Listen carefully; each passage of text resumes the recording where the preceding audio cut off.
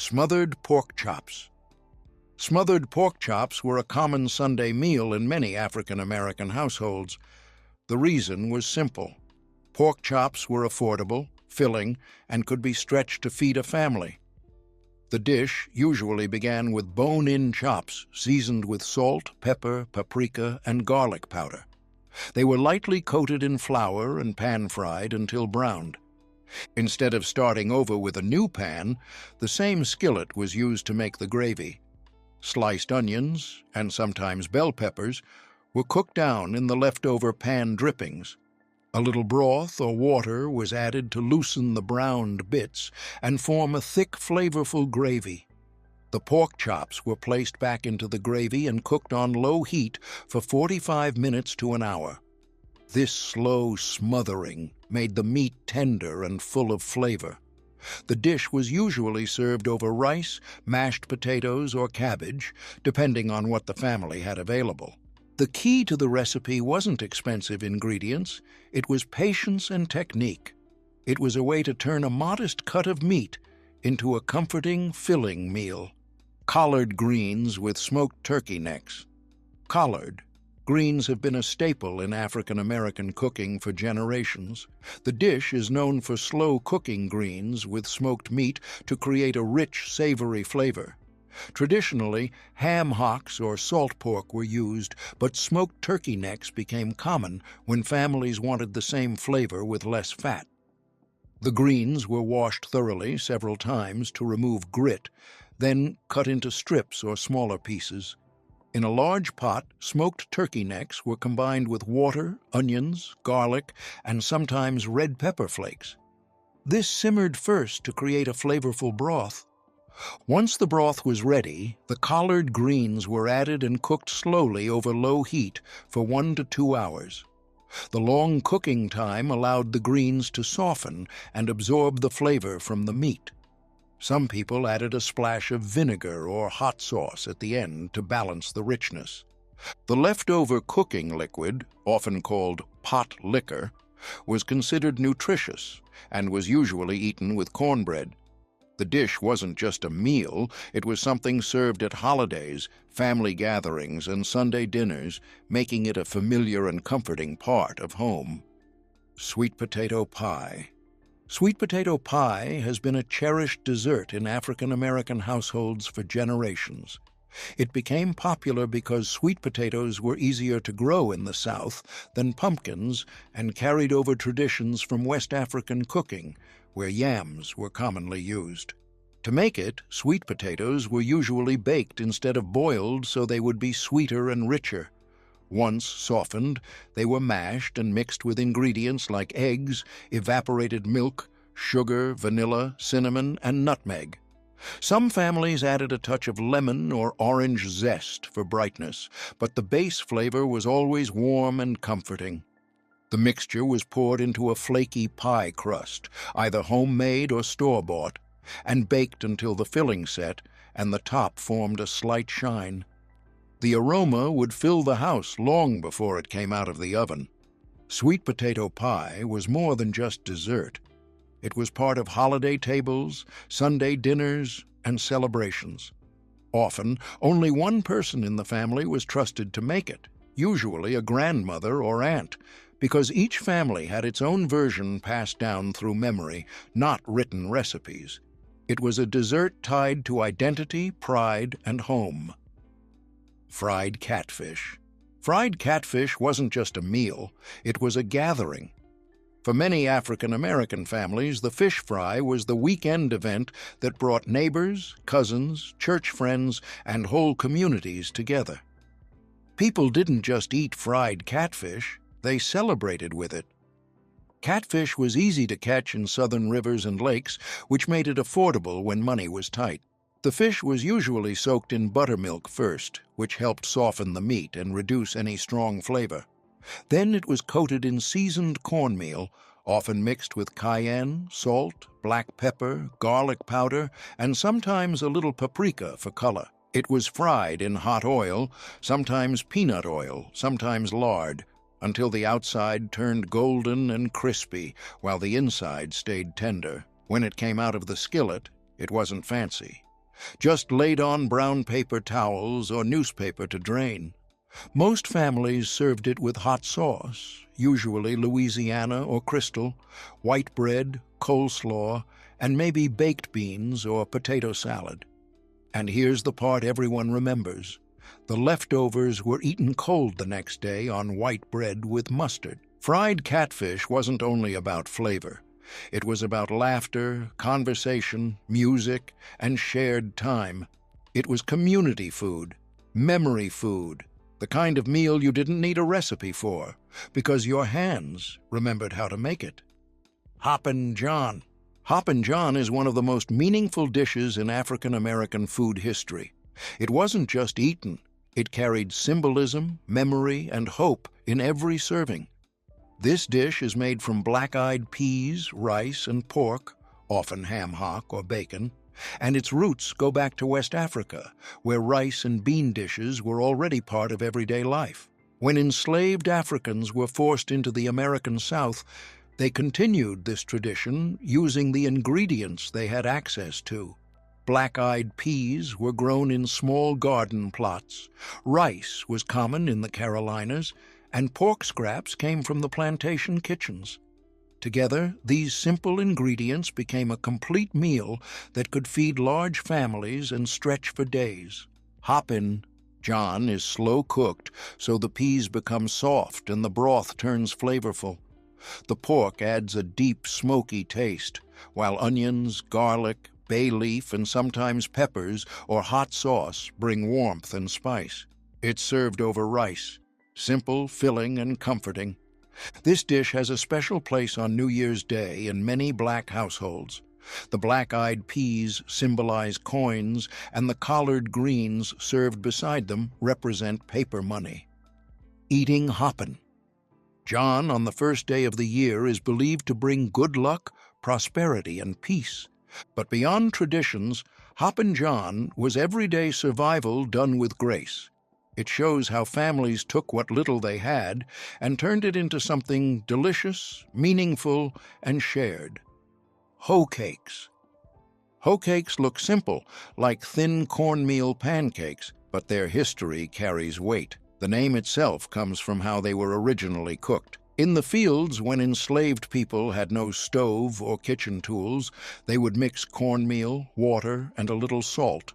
Then cook the batter on the flat metal blade of a hoe held over an open flame. It was survival cooking, born out of necessity, time pressure, and resilience. Over time, as families gained access to kitchens and cast-iron skillets, the recipe stayed, but it evolved. Some cooks added buttermilk for tanginess or eggs to make the cakes softer. In many southern black households, hoe cakes were made for breakfast, but they were also served beside collard greens, beans, stews, and pot roasts, used like bread to scoop and soak up the juices. Their texture is key, crispy at the edges, soft in the center, with that unmistakable flavor of corn and a hint of smoke if fried in bacon grease. Hoe cakes weren't written in cookbooks. They were learned by watching, tasting, and remembering. More than food, they are proof of creativity and hardship. Even with almost nothing, just cornmeal, water, fire, and patience, something warm, comforting, and nourishing was made and shared. Ham hocks and lima beans. Ham hocks and lima beans is a dish built on resourcefulness. In times when wealthy households kept the choice cuts of meat, black families made meals from what was left behind. The ham hock, the joint between the pig's leg and foot, was cheap, tough, and full of bone. But it also held deep flavor, and that flavor became the heart of this dish. Lima beans, inexpensive and filling, were simmered slowly with the ham hock, onions, garlic, pepper, and sometimes bay leaf. As the pot cooked low and slow, the meat softened, the marrow released richness, and the beans absorbed every bit of that smoky broth. The result wasn't flashy. It wasn't meant to be. It was warm, deeply satisfying, and nourishing enough to stretch across a family table. This dish was common during the 1940s through the 1960s, especially in homes where budgets were tight. The sound of the pot gently bubbling on the stove and the smell hanging in the air became part of the memory, a sign that dinner was being taken care of with care. Leftovers were even better the next day, often served over rice or with cornbread to catch every drop. Ham hocks and lima beans is a reminder that flavor doesn't come from wealth. It comes from patience, skill, and knowing how to honor every ingredient. Gullah red rice. Gullah. Red rice is more than a side dish. It is a direct link to West African food traditions that survived across generations. The Gullah Geechee people, living along the coastal regions of South Carolina and Georgia, preserved African cooking techniques more strongly than almost anywhere else in the United States. And red rice is one of the clearest examples of that heritage. This dish is closely related to West African jollof rice.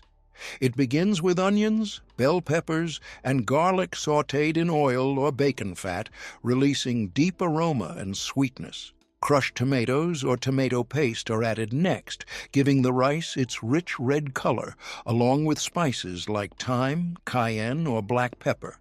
Long-grain rice is then folded in and simmered slowly, absorbing flavor rather than being boiled separately. If a family had sausage, shrimp, or smoked chicken, they might add it, but the dish remained satisfying even without meat. The key was texture, every grain soft but never mushy, the tomato base bold and warm, and the seasoning layered and intentional. In many households, Gullah red rice appeared at Sunday dinners, homecomings, and church gatherings. It wasn't just food, it was memory. It reminded families of origins, survival, and joy shared at full tables. Even today, red rice sits at celebrations like a cultural anchor, a dish that says, "We remember our roots and we honor them." Chicken and dumplings. Chicken and dumplings was the kind of meal that made one chicken stretch far enough to feed everyone at the table. In many African American homes, especially during the Depression and wartime years, resources were limited, so families learned to make every part of a bird count, turning something small into something plentiful. The cooking began with a whole chicken simmered slowly in a pot with onions, celery, garlic, bay leaf, salt, and pepper. As it cooked, the broth became rich and comforting, flavored naturally from the bones and skin. When the chicken was tender, the meat was pulled off the bone and returned to the pot, nothing wasted. The dumplings were simple but important. Just flour, fat, a little milk or water, and a sure hand. Some families rolled them thin and cut them into strips, creating slick dumplings. Others dropped spoonfuls of dough into the broth, forming soft, fluffy dumplings. Either way, the dumplings thickened the stew and gave it body, turning a single chicken into a full, filling meal. Chicken and dumplings wasn't about impressing guests. It was about warmth. It was for cold evenings, Sundays after church, or days when comfort was needed more than anything else. The kind of dish eaten slowly, with quiet appreciation, because everyone at the table knew the hands that made it cared. Molasses gingerbread. Molasses gingerbread was the dessert you made when white sugar was too expensive or too hard to get. Instead, families used molasses, thick, dark, and full of deep flavor. It gave the gingerbread a taste that was warm and rich, almost smoky, and unlike anything store-bought today. The batter was simple: flour, molasses, a little fat, and spices like ginger, nutmeg, cinnamon, or cloves. It was mixed by hand. No electric mixers, no measuring every teaspoon, just memory and feel. The gingerbread was baked in cast-iron pans, where the heat spread evenly and created a caramelized edge. The center stayed soft, dense, and comforting. This wasn't the light, fluffy cake you might see now. This gingerbread had weight. You could feel it. It tasted like winter evenings, family stories, and kitchens warmed by the oven. It was served with black coffee, with buttermilk, or just on its own. And when it came out of the oven, the smell alone could fill an entire house. Molasses gingerbread wasn't just dessert, it was tradition, a quiet reminder that sweetness didn't have to be plentiful to be meaningful. It came from care, not luxury, and a single slice could make the whole room slow down and breathe. Oxtail stew. Oxtail stew is the perfect example of turning what was once considered scrap into something rich, elegant, and deeply memorable. Oxtails were often the cuts left behind, the parts others didn't want. But in African-American kitchens, they became the centerpiece of Sunday meals, cooked slow, with patience and pride. The oxtails were first browned in a hot pot, creating a deep caramelized layer of flavor. Onions, garlic, celery, and sometimes carrots were added next, stirring to pick up every bit of that browned goodness. Broth, tomato paste, bay leaves, thyme, and sometimes just a touch of heat would turn the pot into the beginning of something special. Then came the waiting. Hours of slow simmering, the kind you could smell from the front porch, softened the tough meat until it slipped right off the bone. The marrow melted into the stew, thickening it naturally and giving it a richness that couldn't be faked. This stew was served with rice, mashed potatoes, or buttered noodles, something to soak up every drop of that sauce. And when the pot was placed in the center of the table, the room usually got quiet, not out of formality, but out of respect. Oxtail stew was never a fast meal. It was a love meal,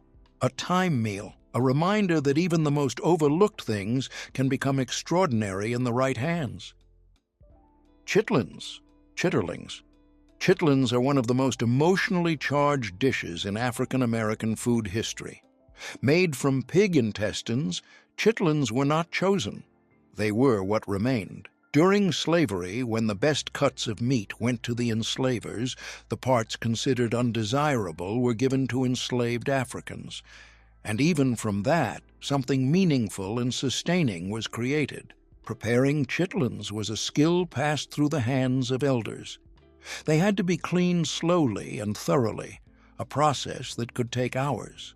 Vinegar, onions, garlic, and spices were added during the cleaning and boiling to cut the smell and deepen the flavor. The cooking was just as patient.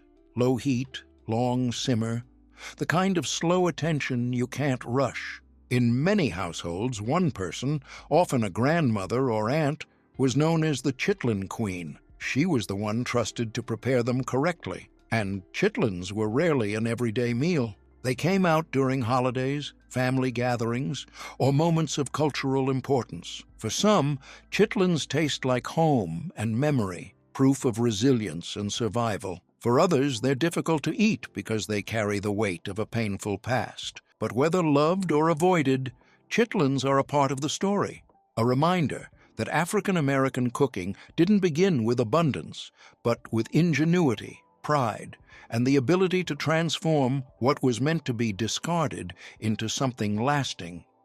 Candied yams. Candied yams were never just a side dish. They were the sweet, glowing star of the holiday table. And despite the name, most families didn't use true yams at all. They used sweet potatoes, a crop with roots that stretched directly back to West Africa. In regions where African yams weren't available, sweet potatoes became their stand-in, familiar in taste, comforting in memory. Thick slices of sweet potato were layered in a baking dish and covered with a mixture of brown sugar, butter, cinnamon, and nutmeg. Some cooks added vanilla, a splash of orange juice, or even a touch of bourbon for depth. The dish baked slowly, allowing the sugar and butter to transform into a sticky, caramel-like syrup that clung to every bite. The magic wasn't just in the flavor, it was in the timing. Candied yams were almost always made early, so their scent filled the house while everything else cooked, and when they hit the plate, they always touched something. The greens, the dressing, the turkey, blending sweet and savory into something unmistakably soulful. For many, candied yams taste like childhood, like holidays, reunions, music, laughter in crowded kitchens. They were traditions served warm, and long after the meal was over, people still remembered the sweetness. Red drink. Red drink isn't just a beverage, it's culture poured into a glass. At family reunions, church picnics, barbecues, and Juneteenth celebrations, there was always something bright red in the pitcher. Not fruit punch, not strawberry, just red. Everyone simply called it red drink. Its origins reach back to West Africa, where hibiscus teas like bissap or zobo were made for ceremonies, gatherings, and moments of joy. Those teas were tart, bold, and deeply colored, and when enslaved Africans were brought to the Americas, the tradition followed, even when the ingredients had to change. Hibiscus wasn't always available, so families turned to what they could find: red sodas, Kool-Aid packets, cranberry juice, strawberry syrups, or homemade berry concentrates. The recipe was never written, it was always felt. A little sweet, a little tangy, often mixed in huge batches for whoever happened to be there. Some families added pineapple juice. Others used lemon-lime soda to make it sparkle. Some steeped hibiscus flowers to honor the tradition directly, but the color was non-negotiable. The red meant something. To some, it symbolized the joy reclaimed after centuries of struggle.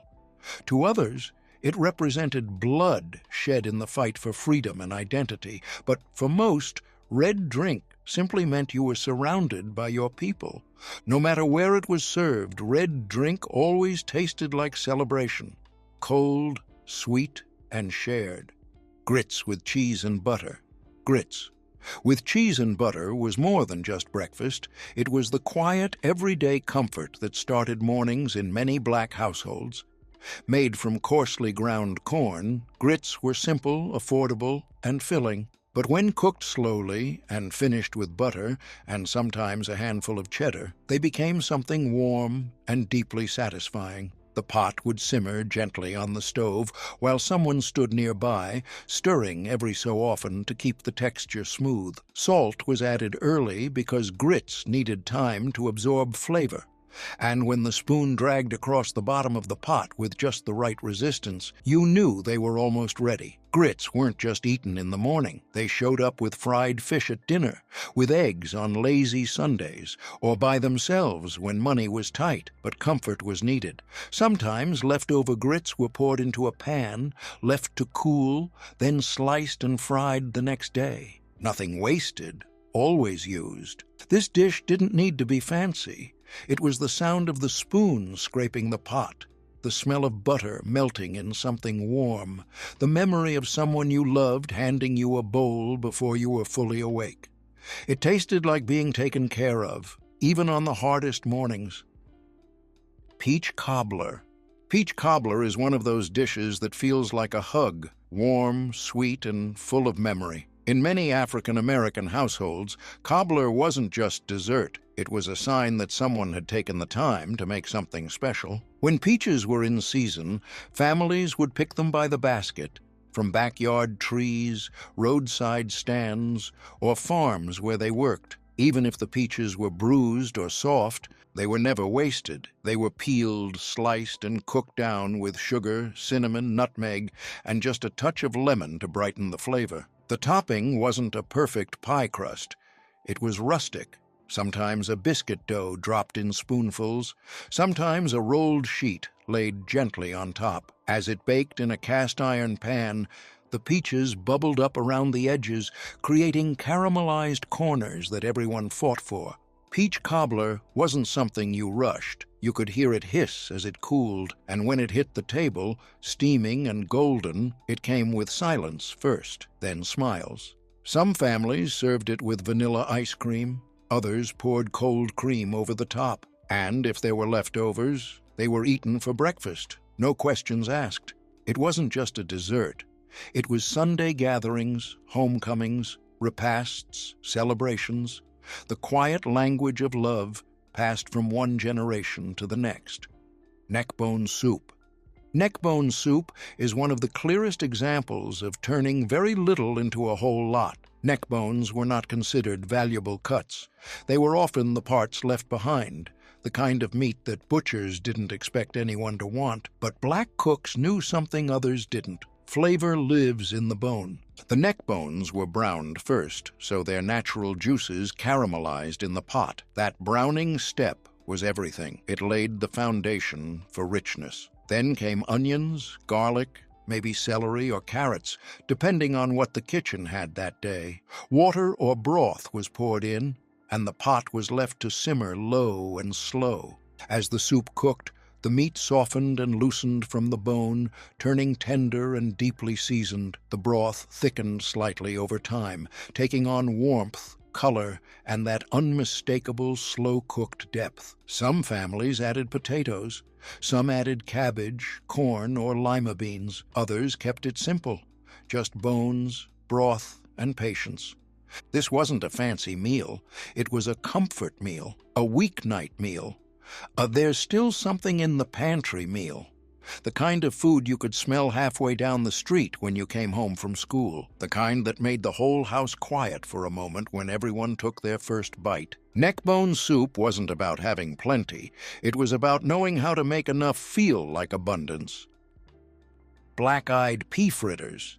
Black-eyed pea fritters are a direct link between African-American kitchens and West African tradition. Long before store-bought beans and canned goods were common, black-eyed peas were soaked, peeled, and ground by hand. The result was a thick, smooth paste, the base for these flavorful fritters. Onions, garlic, and salt were mixed in to build depth, and sometimes peppers or scallions were added for a little heat or brightness. The batter was spooned into hot oil, where it puffed up and turned golden brown. The outside became crisp and crunchy, while the inside stayed soft, airy, and warm. These fritters weren't just snacks, they were heritage. They traveled through memory, through migration, through kitchens that didn't have much, but still made something good. In some homes, they were served with dipping sauces, hot sauce, or relishes. In others, they were placed right on the table alongside fish, greens, or rice. Eating them was, and still is, a reminder of everything that survived when so much was taken. A taste of something older than America itself. A flavor that carried history, culture, and resilience, all in one bite. Baked macaroni and cheese. This wasn't the boxed version. In many African-American households, baked macaroni and cheese was a showpiece dish, something you made when people were coming over, or when Sunday dinner needed to feel special. It wasn't just pasta and cheese. It was technique passed down through the hands of mothers, grandmothers, and aunties who made it by memory, not measurements. The cheese sauce started with a roux. Flour and fat cooked together slowly so the flavor could deepen. Milk was whisked in to make it smooth and velvety. Then came the cheese, often sharp cheddar, Colby, or even Velveeta, depending on the family. Some cooks added eggs for firmness. Others used evaporated milk to make it creamy and custard-like. The macaroni was stirred into the sauce, layered into a baking dish, and topped with more cheese. It went into the oven until the top turned golden and just a little crisp, the kind of crust that made everyone want the corner piece. The smell alone could bring people from across the house, and there was always one strict rule. Only one person was allowed to make it. That role was earned, a sign of trust, skill, and love. Baked mac and cheese wasn't just food, it was ceremony. It was joy, pride, and community. Served hot. Buttermilk biscuits.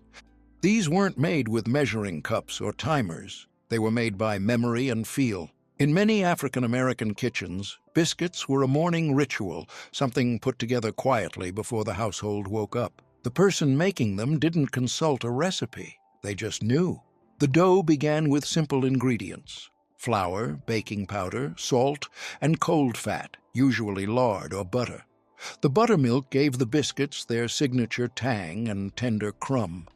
The dough was folded gently, never overworked, then rolled and cut with whatever was available, often a drinking glass. They were baked in cast iron, which gave the bottoms a faint crisp and the tops a soft golden rise. But biscuits weren't just bread.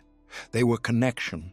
They were split open and filled with jam, eggs, molasses, or sausage, whatever the morning offered.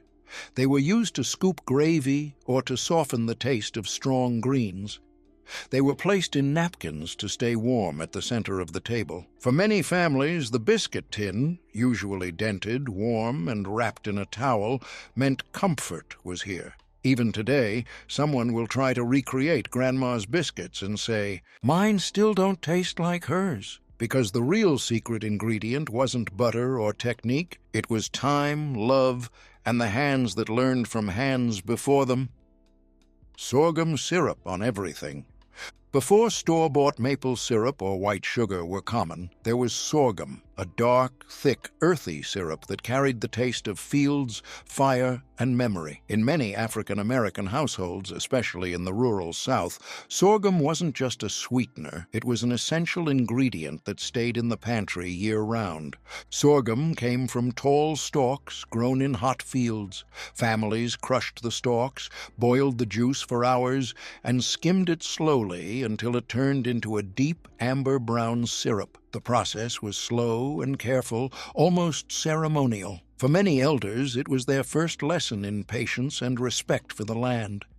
This syrup was poured over biscuits, drizzled into grits, whisked into sauces, brushed onto meats before smoking, or stirred into coffee when sugar ran low. It had depth, sweet but not sugary, bold but not overpowering. It tasted like the earth and the hands that worked it. Sorghum wasn't just food, it was a reminder of survival during hard years when sweetness had to be earned. When you see an old metal can of sorghum tucked in the back of a pantry, dented at the edges, you're looking at history, the kind of memory that sticks to the spoon and stays with you.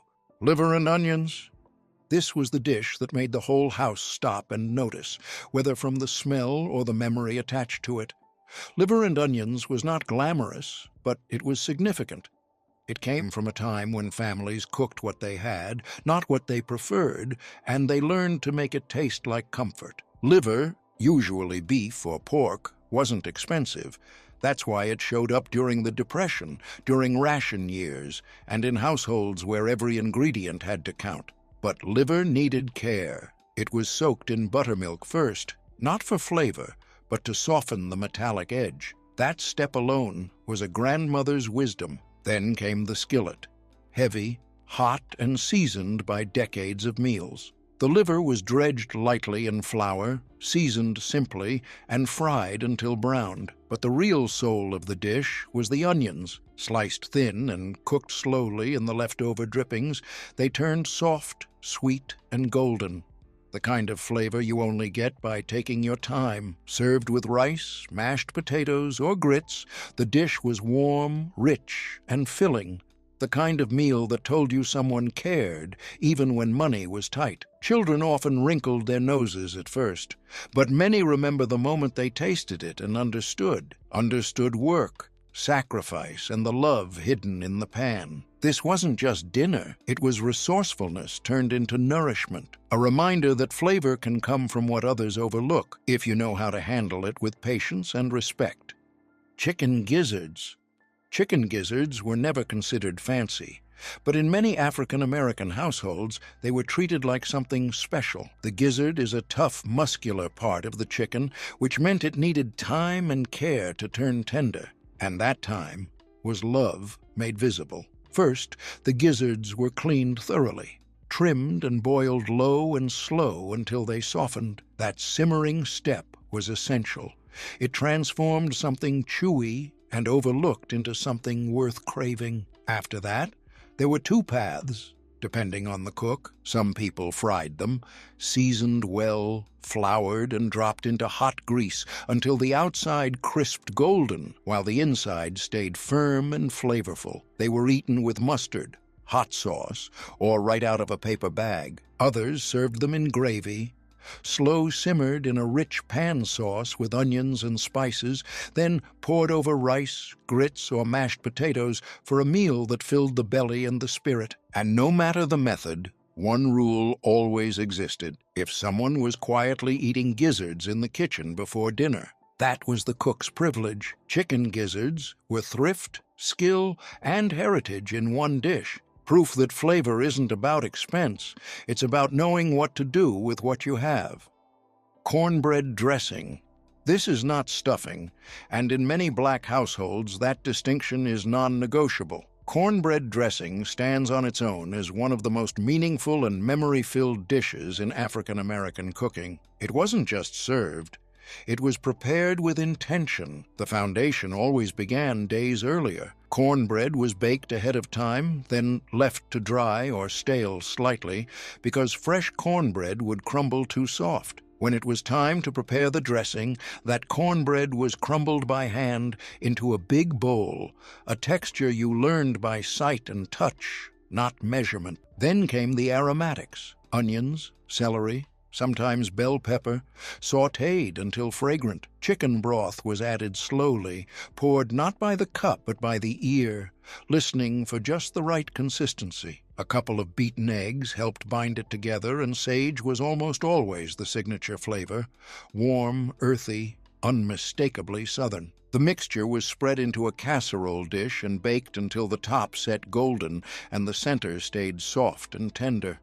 The smell could stop a conversation mid-sentence. That was the signal that the meal was truly coming together. Cornbread dressing showed up for holidays, homecomings, Sunday dinners, funerals, and celebrations. The moments when family gathered and memory lived the loudest. And every family had one person who made the dressing. Their version was the version. No debate, no substitutions, no shortcuts. Cornbread dressing wasn't just a side dish. It was identity, belonging, and the reminder that some flavors feel like home. Blackberry cobbler. Blackberry cobbler was one of those dishes that just happened.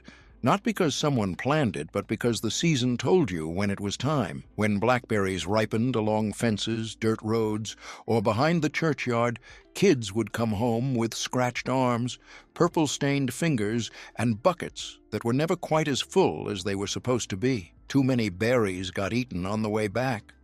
The berries were rinsed, sometimes barely, then tossed with sugar and just enough lemon juice to wake up the flavor. That filling was poured into a buttered dish, and the topping could go two ways: a biscuit-like dough dropped in spoonfuls, or a more rolled crust if someone had time and patience. Either way, the cobbler baked until the fruit bubbled up around the edges and the crust turned golden brown. Blackberry cobbler wasn't meant to be fancy. It came out of the oven piping hot, eaten with spoons while everyone leaned over their bowls because the juices ran thin and sweet. Sometimes there was ice cream, sometimes just cold cream, sometimes nothing at all because it didn't need help. It was enjoyed at kitchen tables, on porches, after long summer church days, or while sitting on someone's grandmother's floor with a box fan blowing hot air around the room. If there were leftovers, there usually weren't, they were breakfast, warm or cold, straight from the pan. Blackberry cobbler was never just dessert. It was a memory that stained your hands and stayed in your heart.